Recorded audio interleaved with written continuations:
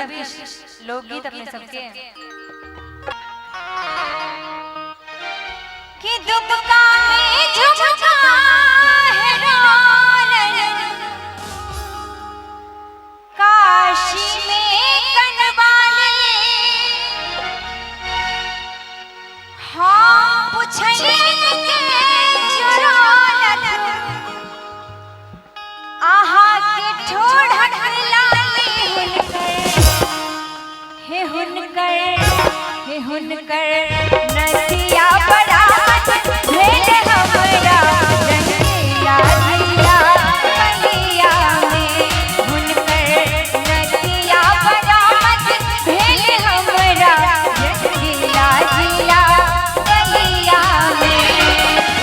झुमका में झुमका है रोलन, काशी में कजवाली, हाँ पुछले के चुरालन, आहा के ठोढ़क लाली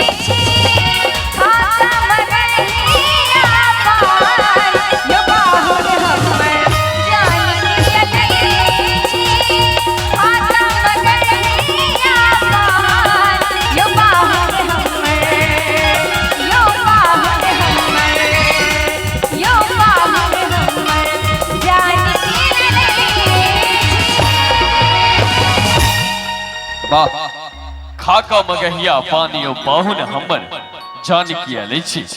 इस सुंदर संगीत संगीत खबर बरसात हाजी के माध्यम तो सुन लो। और इस सुंदर संगीत संगीत पर खुश होकर पुरस्कार के दौर में पंकज वीडियोग्राफी इनका तरफ से सुंदर से 51 रुपए के पुरस्कार, बहुत बहुत धन्यवाद। पहना ये पुरस्कार के दौर में इलेक्ट्रिक पॉइंट उजान इनको तरफ से 51 रुपए के पुरस्कार, इनको बहुत बहुत धन्यवाद। आओ हमारा कान तक आदेश है जे एक साथ मंच पर अरविंद सिंह जी के और वर्षा जी के बजायल जाए, निश्चित रूप में बजायब, लेकिन ताई से पहले एक और गीत सुनल जाए वर्षा जी के माध्यम से। तकर बाद हम मंच पर अहाँ सबके आदेश के पालन करें एक साथ मंच पर अरविंद सिंह जी के और वर्षा जी के आमंत्रित करब। लेकिन आओ ताई से पहले सुनल जाए वर्षा जी के।